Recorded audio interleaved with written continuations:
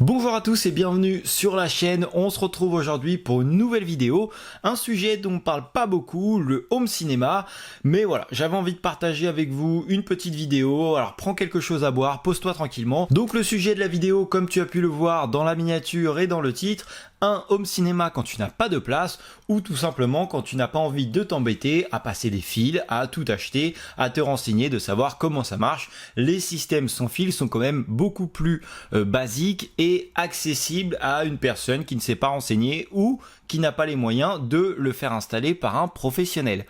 Le petit point que je veux souligner tout de suite, c'est que pour le moment, actuellement, aucun système sans fil, que ce soit les systèmes qui marchent avec des rebonds sur les murs pour te donner l'impression des effets, ou les nouveaux systèmes qu'on verra tout à l'heure Sony qui marchent en communiquant entre les enceintes.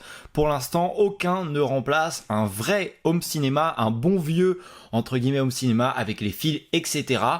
Alors, il y a plein de critères à prendre en compte, c'est la place que vous avez, le budget. Le budget, c'est vraiment une des clés principales de toutes ces questions parce que vous allez voir que vous vouliez mettre du sans fil ou du filaire, il y a tous les budgets, même si c'est vrai qu'un vrai système home cinéma de base coûtera forcément plus cher au début. Enfin, les formules de base sont tout de suite plus chères qu'une formule de base. Barre de son avec des petites enceintes derrière et un caisson de base, vous pouvez en trouver pour 300-400 euros. C'est ce que j'ai actuellement dans mon salon et d'ailleurs ça va bientôt changer. Mais pour le moment, c'est ce que j'ai. C'est pas extraordinaire, honnêtement, la barre de son, ça va, les enceintes derrière, si j'en avais pas, je pense que je verrais pas la différence, mais voilà, on a quand même un prix de base qui est beaucoup moins élevé qu'un système filaire, donc tout ça, c'est bien sûr à prendre en compte, mais le sujet de cette vidéo, c'est les systèmes sans fil, ceux qui te font gagner de la place et qui t'évitent de passer tout plein de fils dans tous les sens, des moulures, des câbles, etc., et où tu n'as pas forcément besoin de t'y connaître, même si maintenant, ils font des ensembles complets, où tu n'as pas à chercher quel amplificateur faut que je prenne, quelles enceintes, comment ça fonctionne, etc. Ils ont un petit peu plus facilité la chose et je dirais que c'est un peu plus accessible. Si ce genre de système t'intéresse, je t'invite à aller faire un tour sur le site internet Teufel.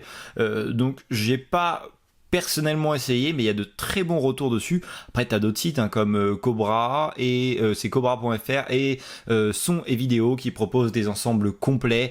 Tu auras un maximum de renseignements, etc. Maintenant, on va passer au système sans fil. Pour les systèmes sans fil, déjà, il va falloir que tu te définisses un budget, et dans cette vidéo, on va quand même parler de systèmes à plus de 1000 euros minimum, et tu vas voir qu'il y en a des très très chers.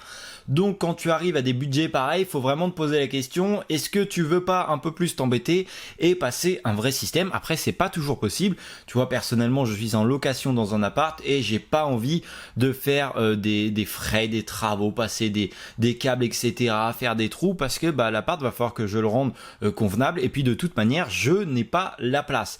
Donc au niveau des systèmes, je vais te parler d'un système qui est un des plus accessibles entre guillemets. C'est un ensemble, donc c'est le Samsung, c'est le 995D, je crois que c'est ça, attends, que je te dise pas de bêtises, voilà, c'est le, Q995D de chez Samsung. Alors ça, c'est la barre de son Home Cinéma de 2024, la 2023 c'était la 90C. Si tu peux encore la trouver, il n'y a pas énormément de différence, si je ne me trompe pas, c'est juste les sorties et entrées HDMI qui changent. Donc si tu regardes cette vidéo pas longtemps après sa sortie, si tu arrives à trouver la 90C, elle est en dessous de 1000 euros, donc ce qui est plutôt un bon coup, puisque normalement c'est 1500 euros. Et donc là, pour la 95D, elle est lancée à 1500-1600, tu peux déjà trouver quelques promotions. C'est un système qui est très puissant, qui possède 22 haut-parleurs. J'ai pris des petites notes, je vais te les dire, comme ça tu as quelques informations de base qui peuvent être sympas.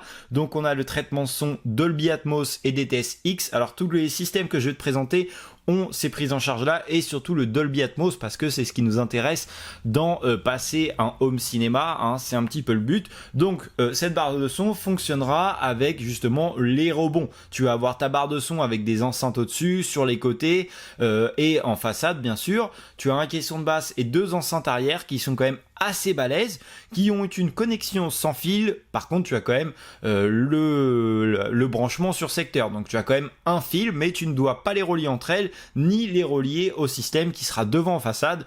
Donc c'est quand même un petit plus. Attention, c'est balèze. Et j'ai regardé quelques tests de l'ancienne, donc la 90C, et c'est vraiment puissant pour la taille. Avantage qu'on verra par rapport à ce que je vais te présenter après, c'est que l'ensemble est compris pour 1500 € ou moins si tu arrives à trouver des promotions, ce qui ne sera pas le cas de la suite. La suite, c'est un petit peu plus luxueux. Si tu n'arrives pas à trouver de promo, ça sera un petit peu plus dur. Alors je vais continuer avec ce que tu peux faire avec cette barre de son. Donc tu as le Q Symphony, c'est-à-dire que tu peux la connecter avec ton TV Samsung. Alors attention, il faut des dernières générations, et ça permet que la télé va venir suppléer la barre de son, donc ce qui peut pas être mal si le son de ta télé est bien et si ta télé est moderne, enfin des derniers modèles entre guillemets. On a une entrée optique et HDMI e-Arc. Et donc voilà, je crois qu'on a fait le tour. Donc ça, c'est un bon système, je trouve que c'est un bon compromis. On a déjà un son qui est relativement correct. On a de la puissance, il y a de quoi passer un bon moment. Alors comme je le disais, ça n'aura rien à voir. Tu vois, on a 22 haut-parleurs. Si tu faisais un vrai système, tu aurais encore plus de choses, tu aurais des colonnes devant, tu peux avoir un ou deux caissons de base, des enceintes au-dessus, derrière, etc. Ça n'a rien à voir, mais c'est déjà un système qui permet de passer un bon moment, parce qu'il ne faut pas oublier que quand tu regardes un film au cinéma ou chez toi, ce qui compte, c'est la qualité de ton image. Est-ce que l'image aussi est assez grande? Est-ce que tu arrives à être en immersion dans ton film? Et le son est très important, parce que tu vas voir, plus tu as d'arrivées au-dessus, etc., plus tu ressens les effets, plus c'est agréable à regarder, et plus tu passeras un bon moment. Je vais plutôt dire les systèmes que je vais te parler ensuite. Je te dis les parce que du coup on a le Sony HTA9 et qui va avoir un grand frère, enfin le grand frère est déjà sorti, qui est le Sony Theatre Quad, donc qui est la version du dessus. Alors là on passe direct dans des budgets extravagants. Le HTA9 est à 2000 € et le Quad est à 2700 €. Donc autant dire que déjà on n'est plus dans les mêmes budgets, on n'est plus dans le même système non plus. Là on est sur des systèmes qui sont... Alors tu peux très bien l'utiliser juste pour regarder ta télé, mais ça n'a pas grand intérêt. Alors que par contre la barre de son que je t'ai présentée avant, tu débranches tes enceintes arrière, tu peux juste te servir de la barre de son pour avoir une meilleure qualité sonore au niveau de ta télé quand tu regardes, je sais pas moi, les infos, un petit film ou une connerie. Alors que là, ces systèmes-là ne sont pas du tout faits pour ça. Tu peux t'en servir, mais ce n'est pas le but principal de ces systèmes. Alors comme je t'ai dit, on change de catégorie au niveau du prix, mais on change également de catégorie au niveau de la technologie. Le Sony HTA9 va peut-être être intéressant à trouver maintenant, étant donné que le grand frère sort, donc il y a des possibilités de baisse de prix. Même si pour le moment, l'autre vient de sortir sur le marché et je n'ai observé aucune baisse, étant donné qu'ils l'ont sorti plus cher. Après, il y a de réelles différences entre les deux. Déjà, ils ont retravaillé tout le design, mais il y a également le nombre d'haut-parleurs et ce qu'ils font. Le Sony HTA9 a eu de très bons retours et a été en rupture à sa sortie. Après, j'ai vu 2-3 avis de personnes qui avaient de vrais home cinéma et qui ont été déçus. C'est ce que je te disais. On ne peut pas avoir d'équivalent.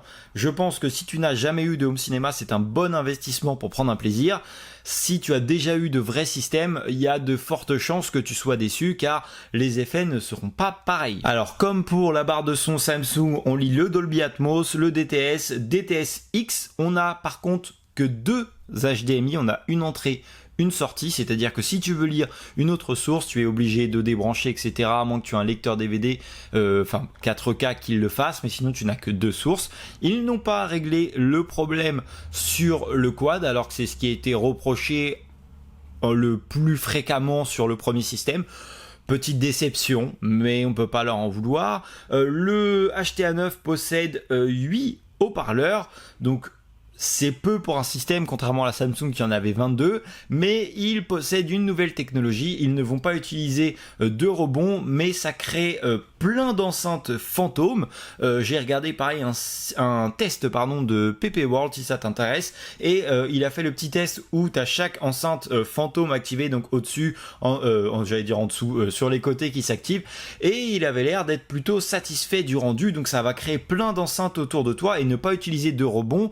Il y a d'autres avantages, c'est-à-dire que tu peux placer les enceintes un petit peu à des hauteurs différentes. Il n'y a pas vraiment de règles, il faut que tu crées un cercle autour de toi, mais tu peux mettre une enceinte comme ça ne pose aucun problème parce que les enceintes communiquent entre elles et vont recréer ce qu'ils voient, ce que le système voit, pardon, ça sera beaucoup plus français. Mais donc voilà, là on change de catégorie, on a quelque chose qui est très intéressant. Pareil, on peut le connecter avec une TV Sony dernière génération, bien sûr.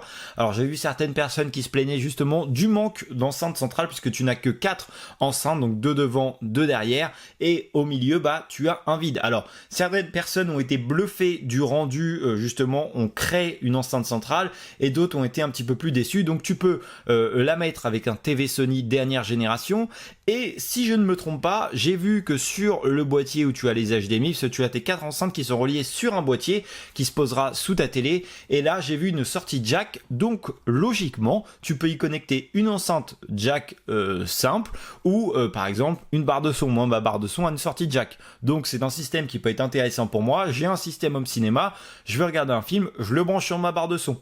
Donc voilà, ça peut me recréer une enceinte, et il y a la possibilité sur les deux systèmes d'ajouter un caisson de basse. Alors pour le nouveau système, comme il vient de sortir, il n'y a pas eu encore beaucoup de retours, mais pour celui-ci, il est conseillé d'ajouter un caisson de basse parce que ça en manque cruellement. Eux, ils le vendent sans, mais c'est quand même fortement conseillé, je l'ai vu par plusieurs personnes. Alors on a 2 caissons disponibles, on a le SAS-W3 et le SAS-W5, donc tu te doutes bien, le 3 est moins puissant que le 5, tout dépend de la taille de ta pièce, mais il est fortement recommandé en tout cas d'ajouter un caisson de basse, même si tu peux prendre du plaisir sans, parce que là on parle quand même d'un système qui est déjà à 2000 €. Le premier caisson, je crois, est à entre 4 et 500, et celui du dessus est à 7 ou 800, donc ça fait déjà un sacré budget. On va parler un petit peu plus maintenant du grand frère. Alors les choses qu'ils ont améliorées sur leur système, déjà c'est le design. Beaucoup de personnes n'ont pas apprécié le design des plots du Sony acheté à neuf. Alors je l'ai pas vu en vrai, mais visuellement moi ça me choquait pas plus que ça. On est passé sur quelque chose de beaucoup plus moderne qu'on peut encore une fois accrocher au mur, et qui, oui, certes, moi je trouve aussi très esthétique, mais l'ancien design ne me dérangeait pas. Au niveau des haut-parleurs, là on a fait un grand bond, on a doublé, puisqu'on aura 16 haut-parleurs, il y en a 3 par enceinte, et donc là-dessus, 6, 12, non je dis n'importe quoi, donc il y en a plus que 3 parce que je ne sais plus compter, mais c'est des choses qui arrivent, donc voilà. Bon, en tout cas il y a 16 enceintes, possibilité toujours d'ajouter les 2 caissons de basse, qui est aussi recommandé. Alors va falloir voir les tests, qu'est-ce qu'ils nous en disent, mais je pense qu'un caisson de basse ne fait jamais de mal, surtout sur un film. Et par contre, on a d'autres possibilités. Alors, je vais finir. On peut toujours ajouter un TV Sony, et je pense qu'il y a toujours la sortie jack si tu veux mettre une barre de son. Mais le nouveau système est connectable avec 2 enceintes surround derrière, qui vont rajouter encore des enceintes fantômes, et avec les 2 nouvelles barres de son qu'ils vont sortir. Donc, je crois que c'est les Bravia. Il y en a la 8 et la 9 qui sortent cette année, et donc on va pouvoir les rajouter. Après, il y a de bons retours sur ces systèmes-là, ça a l'air très intéressant, mais ce que je trouve dommage, c'est les prix. On est quand même donc à 2700, on rajoute donc un des 2 caissons, donc entre 500 ou 800 €. Les enceintes se rendent derrière, on est, alors là en ce moment c'est en promo à 500, mais sinon on est à 700-800 €. Et les 2 barres de son, la moins chère est à 1000 et l'autre est à 1300. Donc on part quand même sur des systèmes extravagants. Pour le même prix, vous avez un amplificateur avec des enceintes. Alors oui, il va falloir faire quelques installations.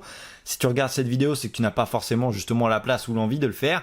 Mais on part quand même sur des systèmes qui sont extrêmement chers. Alors oui, il y a la qualité, oui, il y a de la recherche, et pour l'instant, c'est un des seuls fabricants à le faire. Après, bon, au niveau des prix, ça pique un peu. Tout le monde ne peut pas forcément se le payer, même si ils ont l'intelligence, et qu'ils font un petit peu comme Sonos qui fait ça, ou Bose aussi, c'est que tu peux acheter petit à petit, même si le kit de base est déjà 2700, tu peux un an après racheter un caisson, après racheter la barre de son, etc.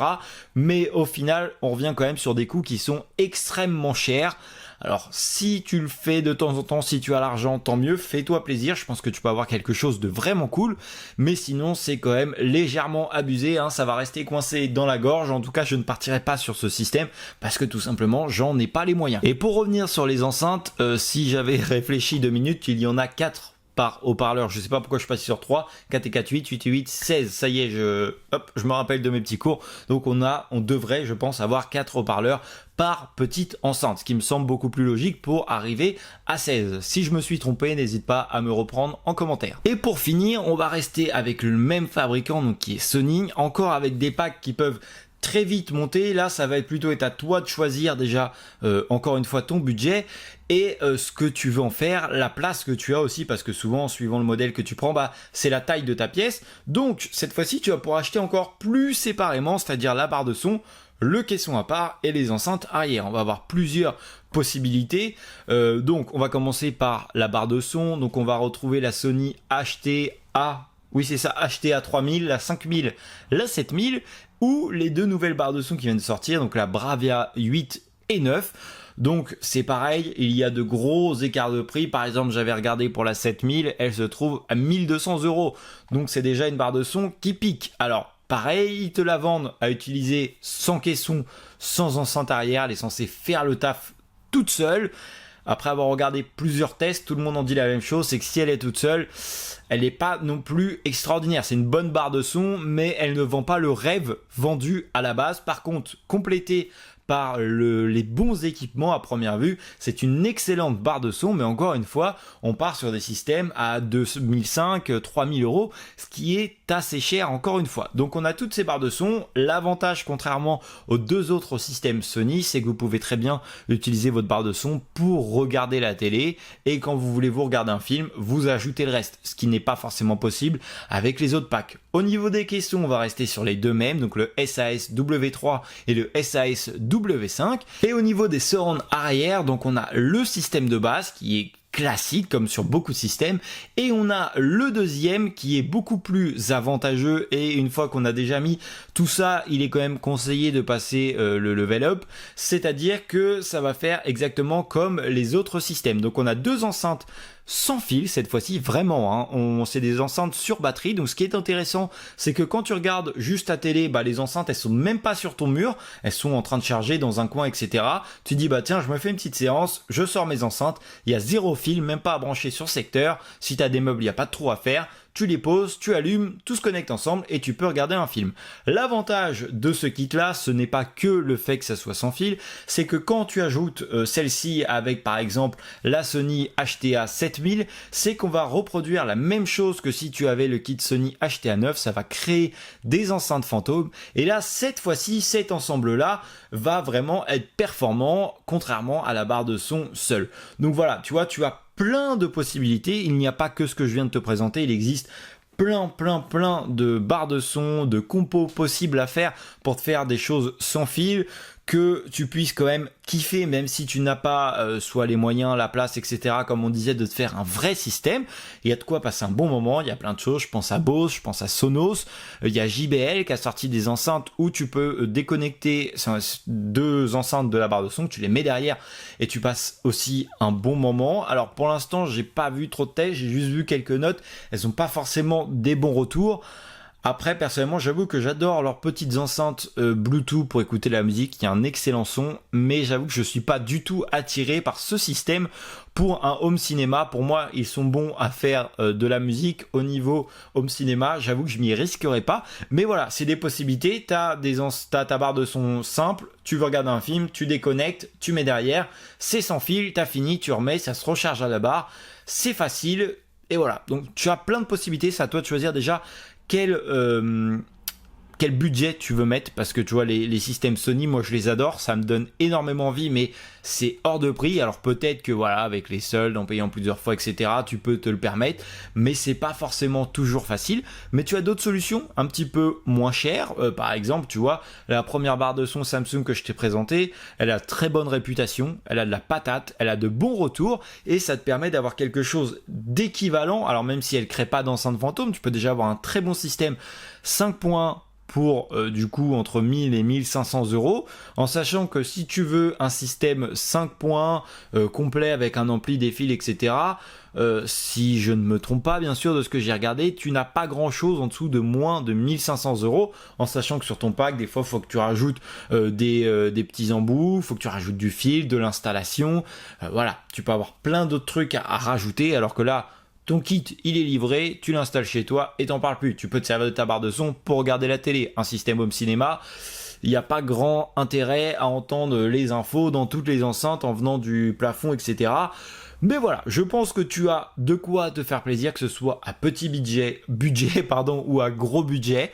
N'hésite pas à me poser des questions si tu en as en commentaire. Si j'ai les réponses, j'hésiterai pas à te répondre. Et puis, si d'autres personnes voient les commentaires, n'hésitez pas à répondre. Ça fait vraiment plaisir d'échanger avec vous et inversement. Enfin voilà, la conversation en commentaire fait plaisir.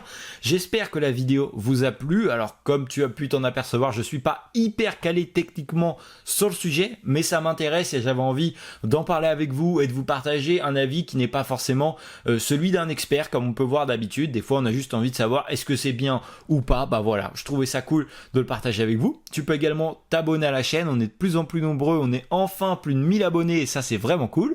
Donc voilà, tu peux t'abonner, liker la vidéo et moi je te dis à la prochaine pour une nouvelle vidéo. Salut!